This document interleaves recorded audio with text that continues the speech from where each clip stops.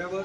અહીંયાથી છે જ આપણે આને આમ વાળી દઈશું આ રીતે. પછી આને અંદરના વિભાગમાં લઈ જઈશું આને, બરાબર. એવી રીતે ફરી અહીંયા આપણે વાળી દીધું. રેડી? 20 મિનિટ આપજો ભાઈ મને. આ રીતે આમ વાળી દીધું.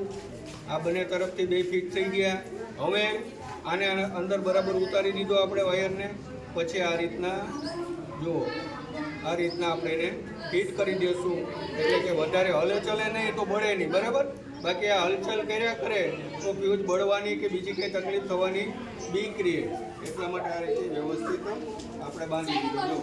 જો એવો સરસ રીતે બંધાઈ ગયો છે. નાનો આ રીતે એના નંબર રાખીને આ રીતે આમ ફ્યુઝ આપણે ફિટ કરી દઈએ એટલે પાવર ફરી પૂર્વવત થઈ જાય, જેવો હતો એવો છે, બરાબર. એટલે આ ફ્યુઝ બાંધવાની કળા પણ આપણે આવડવું છે. આ ફ્યુઝને છે આમ નહીં પકડવાનું, બરાબર. આવી રીતે આમ પકડીને મૂકવાનું, બરાબર. એટલે આપણે કરંટ ન લાગે. બાકી આપણે આમ ઘણી વાર આમ કરીને ચડાવતો હોય તો ઉપર અહીંયા ઉપર અડી ગયું તો શું થાય? કરંટ લાગે આપણે. એટલે આને આમ વ્યવસ્થિત પકડીને આ રીતે ધક્કો મારવાનો.